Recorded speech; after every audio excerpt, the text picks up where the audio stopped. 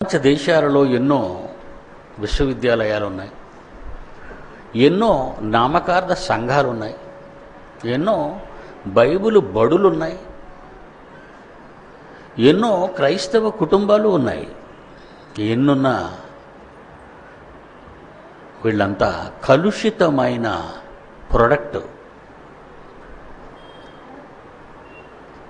కలుషితమైన ఉత్పత్తి సమాజంలో తల్లిదండ్రులు చేస్తున్నారు.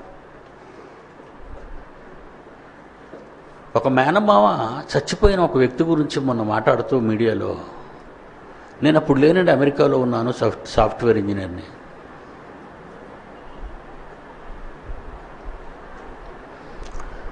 వీడు సాఫ్ట్వేర్ ఇంజనీర్ అని మనకు తెలియాలా? మేనగోడలను వదిలేసి నీకు అప్పగిస్తే మేనగోడలను వదిలేసి నువ్వు అమెరికాలో ఉద్యోగం చేయాలా? నువ్వు వేసే పంటను సంరక్షించుకోవడానికి ఎన్ని పురుగుల మందులు, నువ్వు వేసే పంట అధిక దిగుబడి కోసం ఎన్ని ఎరువులు వాడుతున్నావు, రసాయన ఎరువులు. నీ లాభం ఎక్కడ దెబ్బతింటుందో అని బర్డ్ ఫ్లూ వచ్చిన తర్వాత కోళ్ల ఫారాలు ఉన్న యజమానులు ఎన్నో జాగ్రత్తలు తీసుకున్నారు.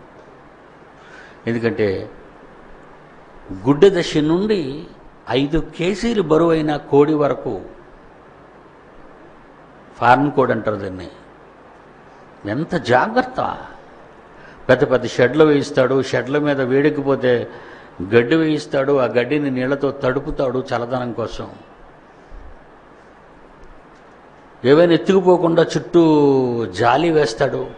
ఈ లోపల ఉన్న బర్డ్స్, పిట్టలు ఎగిరిపోకుండా, ఈ కోళ్ళు పారిపోకుండా చుట్టూ జాలి లాంటిది, ఫెన్సింగ్ లాంటిది వేయిస్తాడు వాడు కట్టిన షెడ్ చుట్టూ. ఎన్నో రసాయన ఎరువులు వాడతాడు, ఎన్నో. మరి నిజంగా 6 నెలల్లో 7 నెలల్లో 1 కేజీ 2 కేజీలు కోడిని మనకి ఇవ్వగలుగుతున్నాడు. వాడు వ్యాపారం ఎంత చక్కగా జరగాలని ఎన్ని ఆలోచనలు పెట్టుకుంటున్నాడు చూడండి. ఇకపోతే టీవీల్లో మీ పంట దిగుబడి ఎక్కువ రావాలంటే పలానా వాడు మాట్లాడతాడు.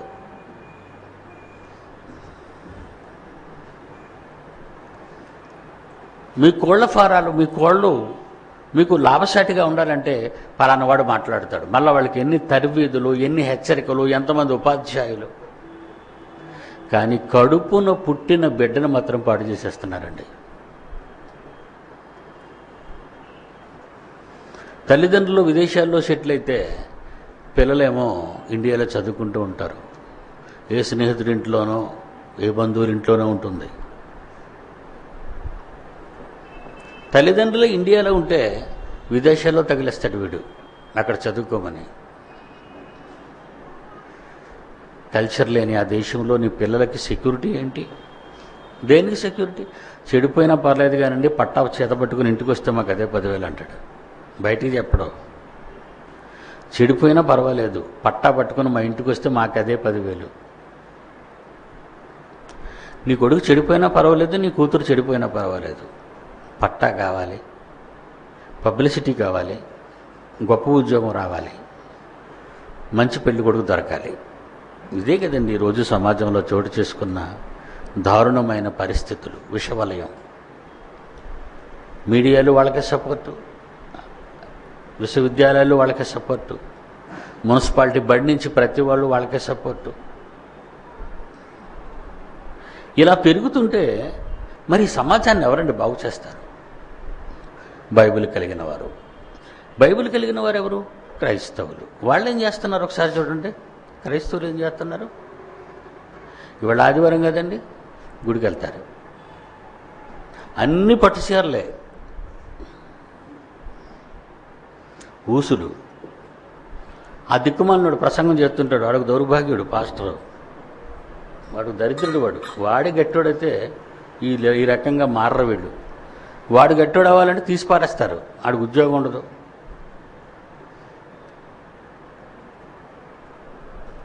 పాస్టర్ అంటే ఒళ్ళొంచి కష్టపడ్డావు, ఆడి క్వాలిఫికేషన్, మొదటి క్వాలిఫికేషన్. పాస్టరు అనగానే వాడు ఒళ్ళొంచి కష్టపడ్డావు. 2వ క్వాలిఫికేషన్ ఊరకనే డబ్బు రావాలి. 3వ క్వాలిఫికేషను కనబడిన వాడల్లా పొగుడుతుండడం.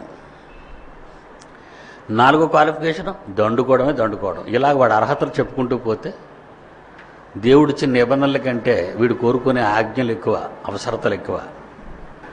ఆలోచిస్తున్నారా? ఈ పాస్టర్లు అలాంటి వాళ్ళు అవటం వల్ల ఈ పట్టు చీరలు అక్కడికి వెళ్ళి ఏం మాట్లాడుకుంటాయి? మా ఇంట్లో అమ్మాయి పెద్ద పెద్ద పిల్ల అయ్యి ఇన్నేళ్ళు అయిందండి, ఎవరైనా మంచి పిల్లడు ఉండగల చూడండి. సంబంధాలు, మ్యారేజ్ బ్యూరో సెంటర్ అది, మ్యారేజ్ బ్యూరో సెంటర్. ఇలా సంబంధాలు కలుపుకోవడాలు, పెళ్ళిళ్ళు చేసుకోవడాలు, పీకలు కోసేయడాలు, ఊరు విడాకులు ఇచ్చుకోవడాలు. పెళ్ళిళ్ళలో మనకు కనబడే ఇలాంటివి కదండి, ఇలాంటి పనికిమాలివే కనబడుతుంటాయి. ఆడెలా బతుకుతారు? ఈ పట్టు చీరల అమ్మలక్కలకు పుట్టిన పిల్లలు, బైబిల్ తెలియని తల్లిదండ్రులకు పుట్టిన పిల్లలు ఎలా తయారవుతారు? మన కులం వాడు ఎక్కడున్నాడో చూడు, మన ప్రాంతం వాడు ఎక్కడున్నాడో చూడు, మన బంధువుల్లో ఎవడన్నాడు కదా చూడు. ఇవేనా పెళ్ళిళ్ళు? ఏ రోజున భక్తి నేర్పించావా? వాళ్ళ నాన్న తాగడం చూస్తే తాగడం, వాళ్ళ అమ్మ తిరగడం చూస్తే ఈ అమ్మ తిరుగుతుంది. నెగిటివ్ అంతా. క్రైస్తవ కుటుంబాలు విచ్ఛిన్నం అయిపోయింది, బాగా విచ్ఛిన్నం అయిపోయాయి. మన చర్చిలో పిల్లలు సరిగా కొంతమంది పిల్లలు ఉన్నారండి, వాళ్ళ మందలిస్తుంటాను, నీ డ్రెస్ బాగోలేదన్నమాట. అందరూ పొగుడుంటారు, అబ్బా ఏం బాగుంది ఈ డ్రెస్ అని. అమ్మ నాన్న ఇష్టపడినా డ్రెస్ తీశారు, అమ్మా నాన్న ఇష్టపడినా డ్రెస్ తీశారు, లేదా నువ్వు ఇష్టపడినా కొనుక్కున్నావు డ్రెస్సు. మరి నేనెందుకు బాగోలేదు అంటున్నాను? వద్దు, మంచిది కాదు డ్రెస్.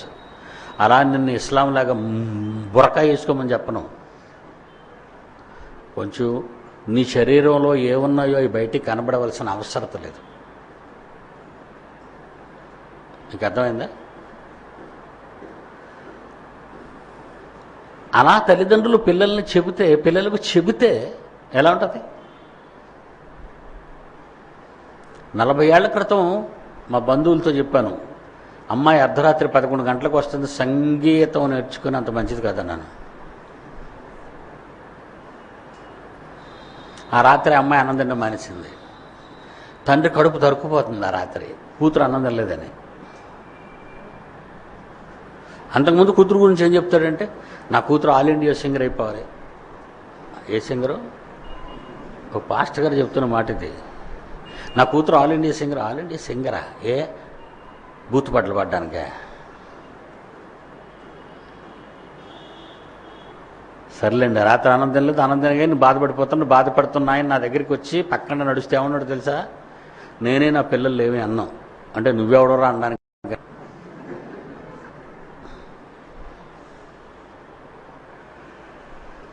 అర్ధాంతరంగా చచ్చిపోయింది ఆ పిల్ల, అర్ధాంతరంగా చచ్చిపోయిందండి. ఆల్ ఇండియా సింగర్ అలా పోయి ఆల్ స్ట్రీట్ సింగర్ అయిపోయింది. చెప్తాం, పద్ధతి చెప్తాం, ఇది మంచి పద్ధతి కాదని. నేర్చుకోండి.